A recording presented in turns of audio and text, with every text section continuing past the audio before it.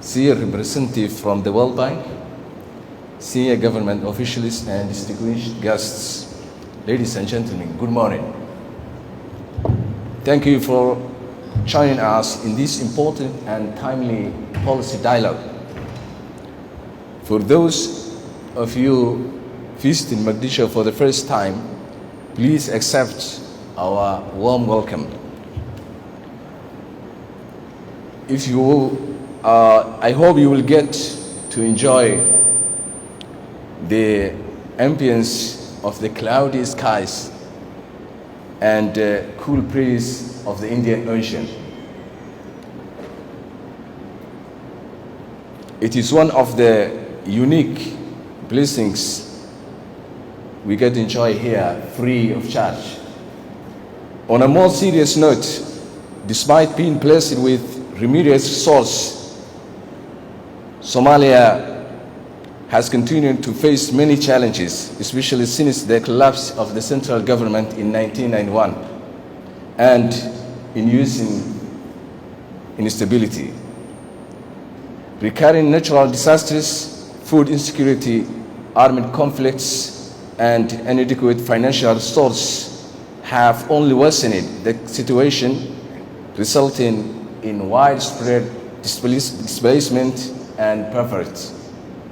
However, insecurity, the absence of effective governance, and the impeded self-delivery of essential services have perhaps had the most significant impacts on the fabric of societies in Somalia. With the generous help of our friends and partners, including the World Bank, the successive Somali governments in the past decade have succeeded in achieving significant progress, especially when it comes to establishing and rehabilitating government institutions and enhancing security and service delivery. The focus has been mainly on laying down the groundwork for reconciliation, stabilization, and ensuing reforms. Much has been achieved. We have developed modern legal frameworks, governance structures, public financial management process, restructured key institutions, developed an inclusive path for political reform, and put in place the structure for linking international support to country priorities. The World Bank's dedicated support, especially throughout the HIPC process, has been a key factor facilitating and driving this change. And for that, we will forever be grateful. Ladies and gentlemen, Somalia today stands at a crucial point in its history, transitioning from a state that used to be characterized by institutional failure and internal conflict to a more peaceful and stable democracy ready to welcome large-scale investments. Our government came into office at the time country was reeling from coincidence of triple shocks, consistent and severe droughts, locust infestations, and the COVID-19 health emergency. As we speak today, many parts of the country are still grappling with the catastrophic consequence of the climate change impacts. Ladies and gentlemen, His Excellency President Hassan Sheikh Mohamud came into office with the promise to materialize a vision of Somalia at peace with itself and at peace with the rest of the world. We formulated our policy priorities for the next 4 years, taking full stock of this vision. The progress made so far. Our 6-pillar government program prioritizes the key drivers of inclusive growth, liberating territories and the security architecture, justice and an independent judiciary, inclusive politics, economic growth, social sector development, and Somalia at peace with the world.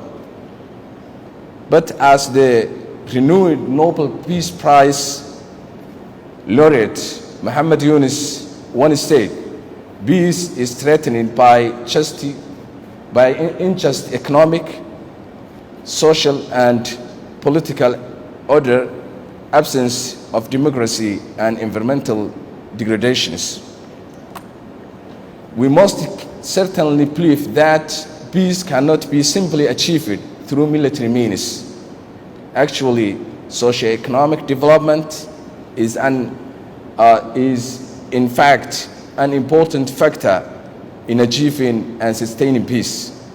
Just Benjamin Franklin once said, when men are employed, they are best contented. The World Bank's collection of policy notes on our tables today, titled Unlocking Somalia, Unlocking Somalia's Potential to Stabilize, Grow, and Prosper, put forth practical advice for stimulating inclusive and economic growth, enhancing economic resilience and diversity, and support employment and job creation. I am certain that today's policy dialogue between our visiting experts and government officials, as well as policymakers, will stimulate our collective line of thought to allow Somalia to live up to its huge potential, leverage its wealth of resources, and reap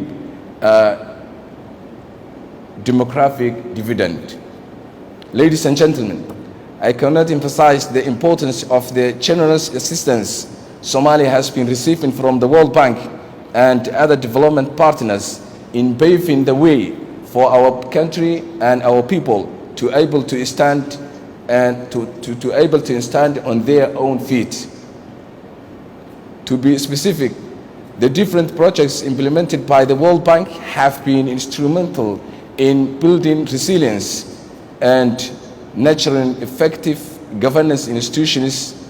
However, the sustainability of these achievements hinges on our capacity to lead these efforts, execute them with complete ownership, and the existence of strong institutions capable of delivering our visions. As a government fully cognizant of where we have been, we are proud of what we have achieved together so far. And as we inch towards the completion point of the debt relief process, there will be a significant increase in our need for technical capacities to be able to plan, manage, and execute the investments and loans that will follow in. I firmly believe that strengthening state institutions is the most fundamental step in sustaining growth and development in Somalia. Therefore, I would like to underscore the importance of maintaining this momentum by continuing capacity building efforts and providing strong technical support for key institutions. To conclude, ladies and gentlemen, on behalf of the people and the government of Somalia, I would like to once again thank you for your unshakable support. We look forward to our continued partnership in the next few years. Thank you very much.